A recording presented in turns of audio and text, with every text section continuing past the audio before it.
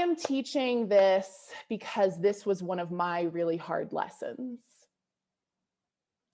One of my hardest lessons. One of like my biggest ego deaths ever was when I had to let go of my independent woman identity and all the power and safety and control and superiority and all the stuff that I got to experience in really holding that identity, like clutching it so closely and being like, this is very important that I'm an independent woman and I'm strong and I can take care of myself.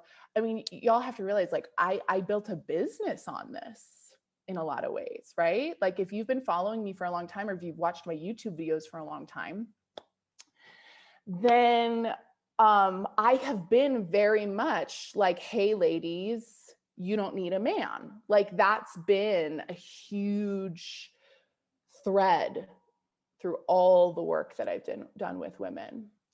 And that this is a really nuanced topic, because that statement is true, that you don't need a man, or that a woman doesn't need a man for the conventional, culturally enforced reasons for why a woman needs a man. The reason why, like, the amazing, brilliant Tracee Ellis Ross can't do a single interview without someone being like, but when are you going to get married, Tracee? You're so alone. And Tracee Ellis Ross is just like, oh, I'm sorry. Is my fucking spectacular life and like wild success and like brilliance not enough? Right? Like, that's a very real thing and this is a big thing, if you've come to my new work workshop, if you were on October's call, we kind of did a breakdown of this, of how one of the really strongly enforced lies that women get force fed from a young age is that to be a valuable, worthy woman in a patriarchal society, which is the one that we're in, that you need to be married to a man. Like that is something that is a signifier of a certain degree of status or success or lovability, worth, value, all of those things. And as a result of that, right, very often we as women will feel like I'm not enough just on my own. Or my relationship status dictates my self-worth. And so much of our energy and attention and focus and so much of our power just gets funneled in this channel of like, okay, so how do I get a man? How do I get into a relationship? How do I get a partner? And it's this huge, like, vacuous energy suck in our lives. Like, there's all of this other stuff that maybe wants to come through you, or that wants to be explored, or these other passions or curiosities or whatever, that we just like neglect or put aside, or we do like I'll get to that when, I'm like hitched up with somebody, right? When I've got a guy in the picture. Like, maybe I want to be a world traveler. I want to go to Bora Bora, but I only want to go if I can go with someone special. That's just like one small example of the way that this can kind of play out for people, or I've seen it play out for people. It's feeling like they need a partner, or they need a man in their life to experience a certain degree of safety and wholeness and fulfillment and all of these things.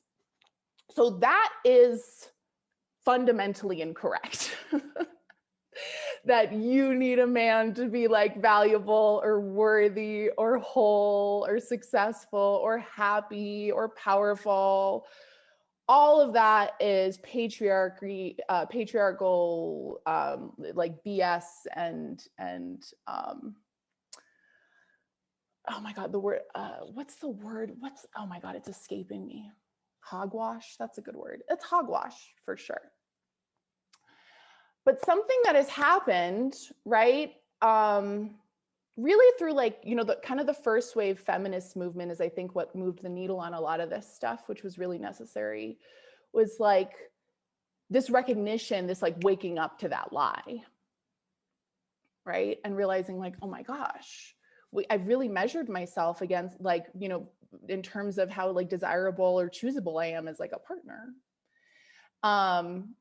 People start waking up to a certain level of like love addiction, or codependency, or being just like in constant hot pursuit of a partner because they thought that that was going to be the thing that was going to give them this sense of wholeness.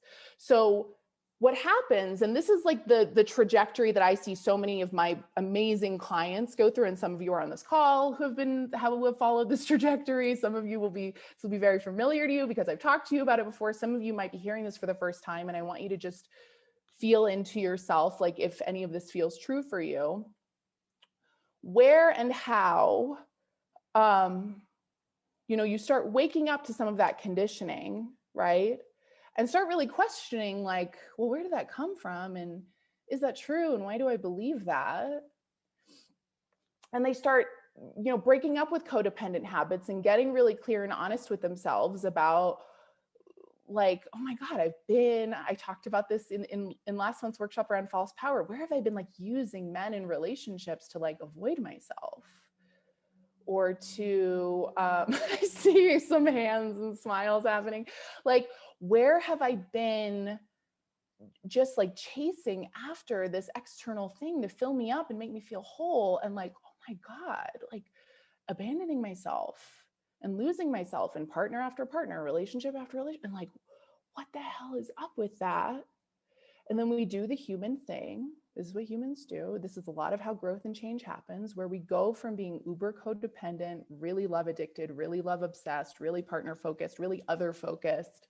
We go, okay, so I'm over here, right? And now I'm going to go way the fuck over here. We do the pendulum swing.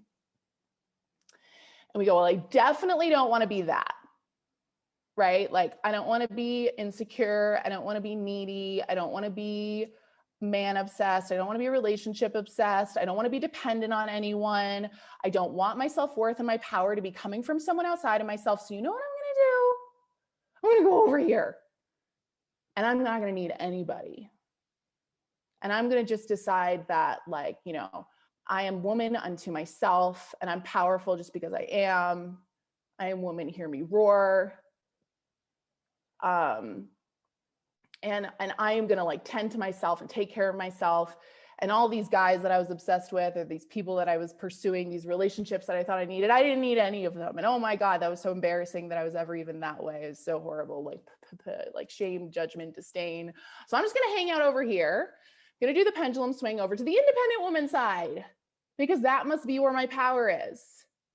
Because if my power isn't in this lie of codependency, and this lie of love addiction and obsession and being on autopilot, just like obsessed with like getting somebody to pick me and choose me so that I can be happy, so that I can have the fairy tale happily ever after moment. If my power isn't over here, then my power must be over here. My power must be in this independent woman trajectory, in being totally like self-sufficient, self-satisfied. I can do my own thing. Right? I could be like Tracy Ellis Ross, like someday. I mean, there's only one Tracy, but like, it's like we go from one version of clinging to this other version of clinging. And we get all of our, we develop a huge attachment to whatever form of power that identity provides us. I'm going to go, don't, if that doesn't make sense, don't worry. We're going to like break this down a little bit more. But this is the trajectory that I see a lot of women go from. And I work with a lot of women who have for initial codependent blueprinting, right? Where like they pour themselves into relationships and are huge, like caretakers, rescuers, problem solvers, people pleasers, like project managers for other people in their lives.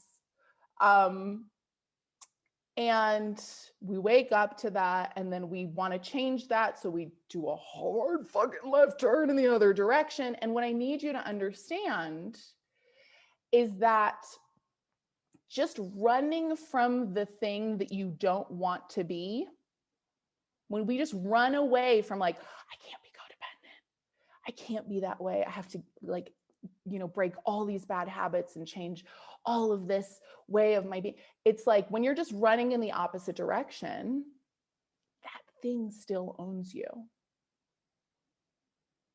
So the independent woman archetype that's over here is just like a false created like identity and narrative that's not this. It's still a form of false power. In the same way that your power doesn't come from you being with a man, your power also doesn't come from your ability to not be with a man. Like, and this is why, and you know, I had it worse than anyone. I had it worse than anyone. Like, I would get wedding invitations, like my beautiful, amazing friends. This was like a 3-year period of my life where I hung out over here. I would get like wedding, and I would be like, pathetic. Another one bites the dust. Like, look at her needing a man. That's so embarrassing. Look at her, like, you know, Facebook album of 125 photos. Like, look at her just buying into the bullshit. You know, like I had so much disdain and judgment and disapproval of this thing that I didn't want to be, right? Okay. And I'm seeing people saying like, I'm there. Cool, perfect, great. So like some part of you knew or could tell like, oh, this is unsustainable. Or this is a problem, or this is just shitty. Like the thing for me was I was like, oh, this is just shitty that I like am judging other my friends who are like maybe meeting amazing partners or ending up in these beautiful relationships, that I have all this judgment and disdain and like ick towards them, so that I get to feel superior and above them because like I'm so not like that. I'm so not into that. It's just fake. It was just so fake. But it was rooted in this identity I'd created for myself. Like that's the thing, is it was rooted in this identity and this archetype of what it means to be an independent woman and all the false power that we derive from that, which is actually not authentic, or I would say not necessarily authentic to who you really are, especially as a feminine core or a feminine essenced being.